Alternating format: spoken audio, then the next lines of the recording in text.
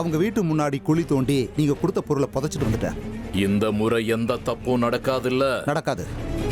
இந்த தடவை ரொம்ப எச்சரிக்கையா வேலை செஞ்சிருக்கேன். சொல்ல போனா உங்க லலிதாக்கா தான் எனக்கு உதவி செஞ்சாங்க. அதனாலதான் என் வேலை சுலபமா முடிஞ்சுது. என்ன, உனக்கு லலிதாக்கா உதவி செஞ்சாங்களா? ஆமா. எப்படி? யாரும் இல்லாத சமயமா பார்த்து அவங்க வீட்டு முன்னாடி குழி தோண்ட நான் காத்துட்டு இருந்தேன். அந்த நேரம் உங்க லலிதாக்கா வந்தாங்க. நீ யாரு, உனக்கு என்ன வேணும்னு கேட்டாங்க.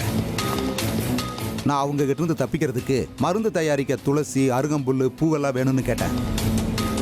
மூலிகை செடி நிறைய இருக்கு, நீ வேணுங்கிறத பறிச்சுக்கப்பான்னு சொன்னாங்க. அதனால என் வேலை சுலபமா முடிஞ்சுது.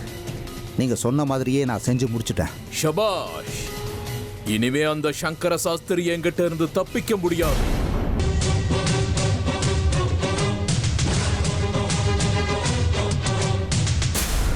இனிமேதான் என் வேலையை ஆரம்பிக்க போறேன்.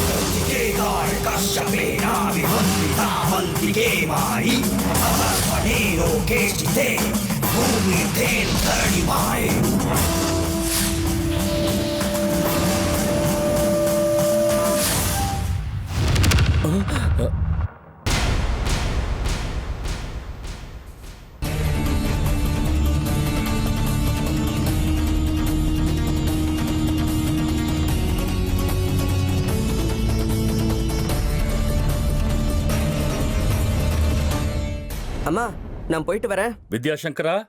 என்ன தாத்தா? ஒரு நிமிஷம் இங்க வாப்பா.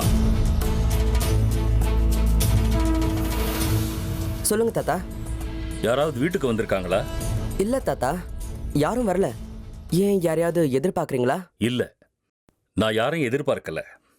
முன்ன பின்ன தெரியாதவங்க யாராவது வீட்டுக்கு வந்திருக்காங்களா? இல்ல தாத்தா. வீட்டு வாசல்ல யாராவது புதுசா நிக்கிறாங்களா இருப்பாரு. சரி தாத்தா.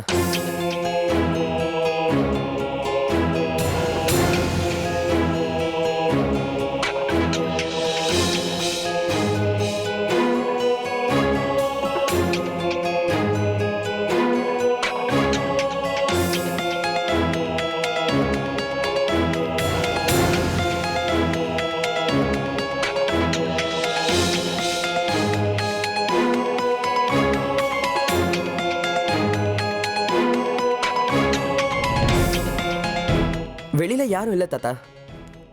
சரி, நீ கிளம்பு.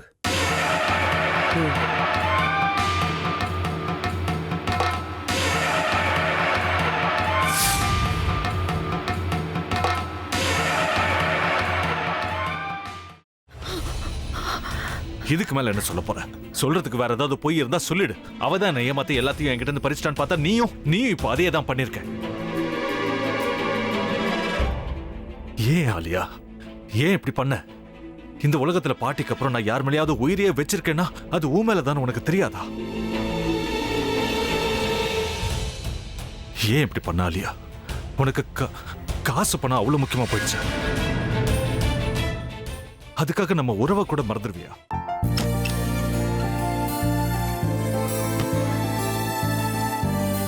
சக்தி சக்தி, ஒரு நிமிஷம்.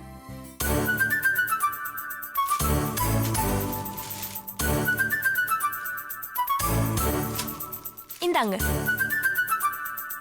என்ன இது? உங்களுக்கு பிடிச்ச பிராண்ட் செப்பல். இது என்ன, நான் தலையில வச்சுட்டு தூங்கணுமா? சரி, அதை விடுங்க. இங்க பாத்தீங்களா, டைம் பீஸ். இதோட அலாரம்க்கு தான் நீங்க டெய்லி எந்திரிக்கணும். அதெல்லாம் என் மொபைல்ல இருக்கு. முத்து,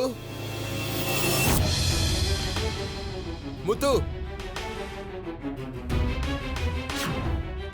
என்னடி இவன் முத்துன்னு ஒருத்திய உருவாக்கி விட்டான். செல்வியை மறப்பான்னு பார்த்தா எப்ப பார்த்தாலும் முத்து முத்துன்னு கூப்பிட்டு இருக்கான். முத்துவ கூப்பிட மட்டுமா செய்யறான், முத்துவ வச்சு என்னென்னமோ செய்யறான். நாம தான் இழிச்சவாய் மாதிரி வேடிக்கை பார்த்துட்டு இருக்கோம். என்ன முறைச்சு என்ன பிரயோஜனமாயா? உனக்கு வேற குரல் போயிடுச்சு. அடுத்து அவ செல்விய கூப்பிட்டானா என்ன பண்ண போற? உன்னுடைய விருப்பப்படியே நீ ராமநாத வீட்டு மருமகளா வாழ போற. கண்டிப்பா என்னுடைய ஸ்தானத்திலிருந்து அவன் உன்னை நல்லா பார்த்துக்குவான். அம்மா, டேய், அவரை பத்தி தான் உனக்கு தெரியும்ல. அவர் எந்த முடிவு எடுத்தாலும் அதான் ஃபைனல். நம்ம அப்பா வேணுமா வேணாமாங்கிறத நீயே முடிவு பண்ணிக்கோ. வாடா